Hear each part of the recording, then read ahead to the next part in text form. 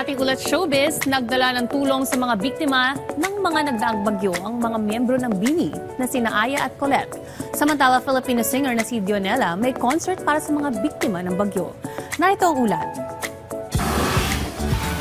Naging abala ang dalawang BINI sweethearts na sila BINI Aya at BINI Colette sa pag-aabot ng tulong sa mga biktima ng nagdaang bagyo. Nagsagawa ng donation drive si BINI Colette kamakailan, habang personal din na namahagi ang dalawang BINIs ng relief food packs at essentials nitong weekend sa Cebu. Nagpasalamat si Aya sa kanyang social media sa mga voluntaryo na tumulong bumili ng relief supplies at sa pag-repacking ng mga ito sa loob lamang ng isang araw. Nagpasalamat naman ang isang netizen na si Naomi Lee kila BINI at Aya Colette at sa Aya Advocacy dahil nabigyan siya ng pagkakataon tumulong. Anya, kahit sa maikling panahon ng preparasyon ay naging matagumpay naman ang relief operations nila.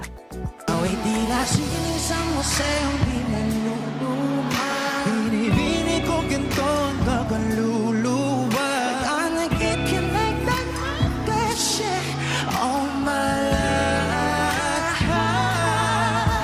Sa tingin mo lang oras may lumipas na. Big move ang initiative ng Filipino singer na si Dionela. Sa pinakaunang malaking concert nito, plano niyang i-donate lahat ng kita rito sa mga biktima ng nagdaang bagyo. Ang magaganap na concert sa New Frontier Theater ay sa November 21 at 22 na. Sinabi niya sa kanyang announcement sa Facebook na almost sold out na ang tickets. Binigyan niya siya ng gabay ng Diyos na ibahagi ang proceeds ng kanyang major concert para sa charity. Kaya ang pangalan ng pagtatanghal ay Grace Tour. Kilala si Dionela sa mga hits na Marilag at ang collab song ni Lenny JR na Sini.